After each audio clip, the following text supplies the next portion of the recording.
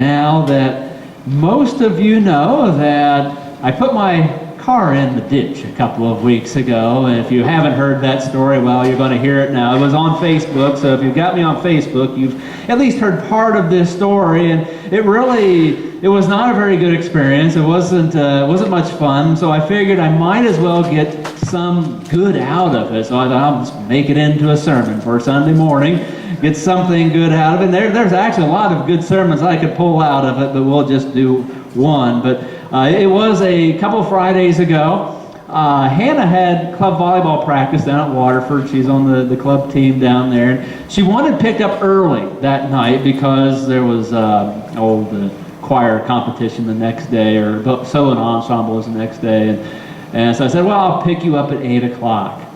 And so I'm on my way down 821, and some snow flurries in the air. I didn't get too worried about that, and I turned on to 339, and right about that time, I mean, it just started to put it down. And the farther I went on 339, and you all know 339, you know what that road is like. And so the farther I go on this road, the worse it got. And it's the same night that Caldwell had a game over at River. And there was a lot of people that got caught up in that mess trying to get home. So if you heard stories about that, it's the same night I was out doing this. And so anyway, the roads were getting totally covered, and I'm up on some of these ridges, and it was snowing so hard I couldn't even see where I was going. And I don't know the road very well. And it wasn't icy. I wouldn't say the roads were icy, but they were like grease. And I could just feel my car shifting around underneath me. And I'm like, okay, this is not going to work. And so I pulled off, and I sent Hannah a message. I said, look, I cannot get there. I'm not even going to make it, not even certainly by 8 o'clock. You're going to have to come home with somebody else, and do not come home 3:39. It's impossible. And honestly, I was quite worried about her. I was more worried about her than myself. And she did get home safely. That night they went down to Marietta and came up the interstate, and they were fine. So I turned around, and I guess the bottom line is I turned around too late. Let too much time go. The roads got too bad, and I'm going down this hill carefully, slowly, but the car started to slide, and at that point, you've got no control. And there's a sermon in that, but that's not the sermon for today. But I mean, I got no control, and the car, it went down into the ditch, and honestly, I was afraid that it was going to go over on its side or clear over. Fortunately, it did not do that. So I get out of the car, and it's dark by that point, and I'm on 339, and I look around, and I don't see anything. And I'm like, okay, great, here I am. And fortunately, I was not out of cell phone reception, so I guess there's some grace in that. I wasn't totally in the middle of nowhere. So I called AAA, and I had just gotten membership, I kid you not, less than 4 weeks earlier. And I have not had AAA for like 20 years. So one good thing is it paid for its membership already. So I guess I got my money back out of that. So I'm trying to explain to this operator who I figured out she was in Pittsburgh somewhere. I was trying to explain to her where I'm at. And she finally got that figured out. And she called the tow truck, and I called the sheriff, and probably about total, I'm going to guess, about 10 to 12 minutes went by. It felt like much longer than that, but somebody finally came along, and they were nice enough to stop. Actually, they had to go up the hill and came back down. I was afraid it was going to hit my car on the way down. But anyway, they came and they parked, and I sat with them for a while, and AAA called, and they said the tow truck's about 15 minutes away. I'm like, okay, we're good. And the guy said, I got to be at work at 4 o'clock in the morning. I'm like, okay. So you can go, and I'll just wait here with the car. And he did give me his number, just in case. And he said he didn't live that far down the road. And so I'm waiting with the car, well, 15 minutes turned into 40. And I got a call from AAA, and the lady said, tow truck can't make it. Because, it's just been snowing and snowing. It's been getting worse all along. I said, the tow truck is not going to be able to make it. There's that big hill right there when you go into 339, and I'm sure that's where they got hung up. And so I'm thinking, okay, well, the sheriff will come. He'll at least I'll get out of here. And about the time I thought that, she said, the sheriff's not coming either. And I'm like, okay. This is good. She said, no one's going to come out until ODOT treats the roads. And who knows when they're going to get around to that. And I know the operator felt bad, but I mean, there was nothing else she could do. And she knew that I was stuck. And she's on the other end of the line in Pittsburgh, and I'm out in the middle almost of nowhere. And she says, well, good luck with things. I'm like, okay, thanks.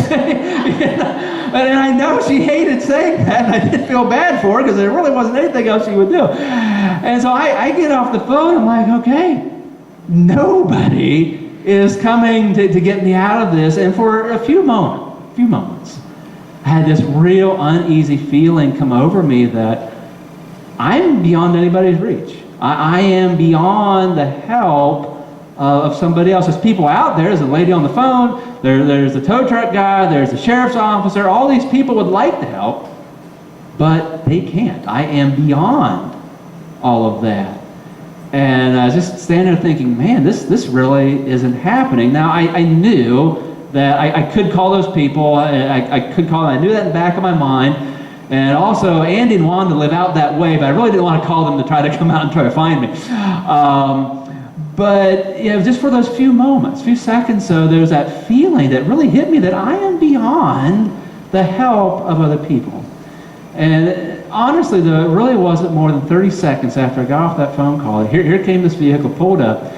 These people lived a mile down the road. I really couldn't see their house from where they were at, or from where I was at. But they had just gotten home, and from the one angle of the road, they saw that the lights in my car flashing. They came down, and it turns out I know these people. They're in the band. Their daughter's in the band. They're in the band. Parents are like, oh, hey, I know you. And so they took me home. They put me up for the night. They had a very nice rollaway bed in the living room. The next morning was their daughter's birthday. And so that morning they made up this really nice breakfast. And I really didn't do too bad in the whole deal. And, great conversation with these folks in the evening. It really all went very well. And the next morning, the tow truck came out about 11 o'clock. And there, got a picture of my poor car. Looks pretty pitiful there in that state. Got a picture before they winched the thing out. And believe it or not, I actually drove this thing home right after that. I mean, I figured that things would have been torn up underneath. And the guy in the tow truck, he says, just hit the ignition and take your wheel back and forth and see if it works. And it's like, that worked fine. I drove it home. I drove it back and forth to Ashland this week. It is fine. So I praise God really a lot for that.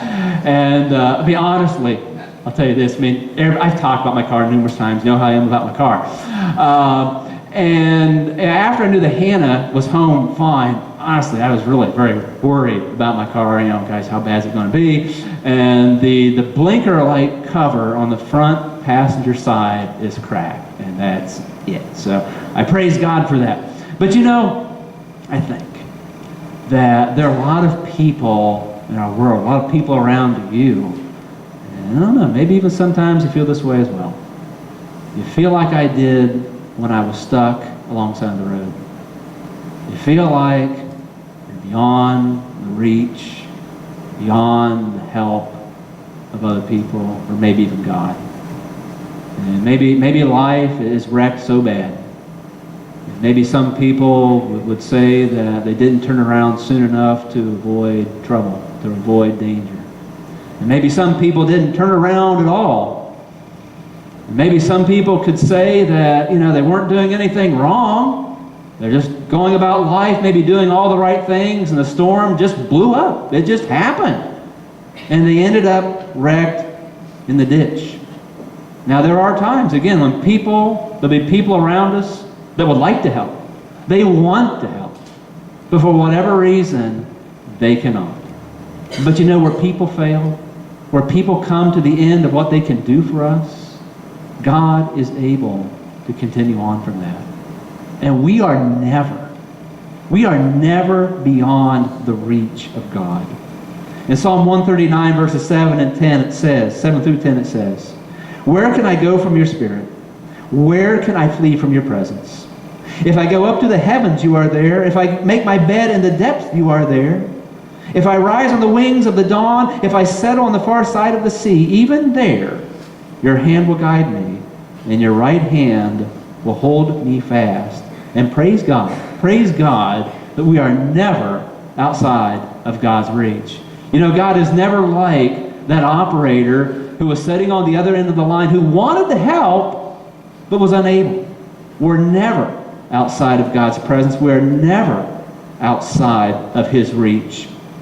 And these words, they make me think of Jonah. Now Jonah, he ran from God because he didn't want to do what God commanded.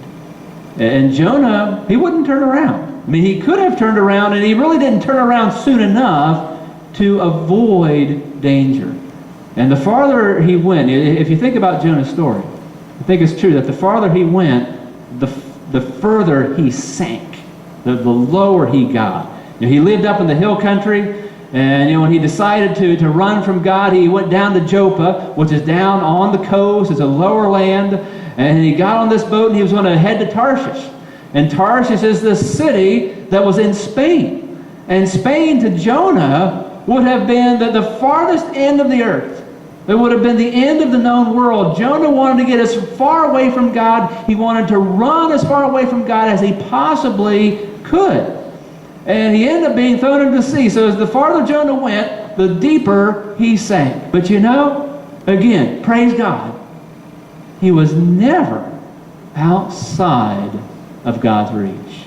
And God was looking ahead, and God was working for Jonah.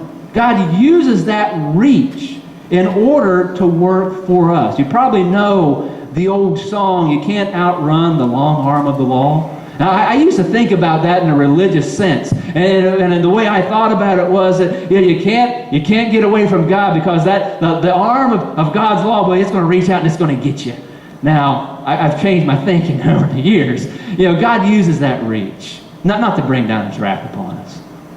God uses that reach to work for our good. And again, to think about Jonah. When Jonah was running from God, God was working for him all along. God had that whale right there to swallow Jonah right at that time when he needed it. Otherwise, Jonah would have died. The whale was not a punishment. The whale was salvation. Otherwise, he would have drowned without that being there. But I'd like to also think that God had that whale waiting there for Jonah just in case. Just in case Jonah pushed it that far. Because Jonah could have turned around at any point. But God had it waiting right there just in case. And obviously Jonah got to that point where he needed it. And God said, no, I'm not letting you go any farther. But God was working for him even when he was running. And when I was stuck alongside the road, God was working for me. I didn't know it. Before I even knew that I was going to be stranded there, before I knew that no one was coming to get me, God was working out a plan to get me out of that. God was working for me. Now, honestly, I wanted to go home that night. Had you asked me before I was rescued by these people that I know what I wanted, I would have said, I want to go home tonight. I did not want to camp out in somebody else's house. I wanted to get home with my family. And, but that was what I planned. That's what I wanted. But what God worked out in that situation was something different. It worked out fine, but it was not what I would have planned out. In Romans chapter 8, verse 28, it says, and we know this passage, at least we should. It says, we know that all things, not some things, all things work together for good for those who love God, who are called according to His purpose. Now, it's possible that God, slid my car off into the ditch. That's why I slid. God gave me a little nudge and slid me off into the ditch. It's possible that God did that to show me something that I needed to learn. And I kind of see that a little more possible in that. I called Shannon before I turned around. I pulled off and I made some phone calls. And when I was talking to Shannon, she said, the radar's clear. There is nothing on the radar. I'm looking around thinking, it's snowing here. And actually, I did think for a moment that, well, maybe I'm going to come out of it. And I did go a little farther down the road. And I was like, okay, this is not stopping. I don't care what the radar said. And then I turned around and got stuck. But, it's possible. It's possible God did that to try to teach me something. It's possible that God just simply knew that it was going to happen. But at the very least, God does allow stuff to happen. The things that happen, God has at least allowed, and sometimes in our lives, that creates some difficult situations. It makes for some hurt, it makes for some anger. And I certainly don't believe that God sends that stuff, but just the fact that God does indeed allow it can be difficult for us at times, but I do also believe that God works in all things to bring about something good. Again, what I had planned out for what happened that night was something I never could have planned. It's something I would have never thought of, but God did something. And in all of our lives as well, God is always working for something good in the midst of it. And it may not be what we plan. It may not be what we want. And sometimes, God does answer our prayer, and we can sit back and say, praise God, you answered that. You gave me what I was wanting. But it doesn't always work that way. And yet you can't run far enough either. You can't make enough of a mess of things.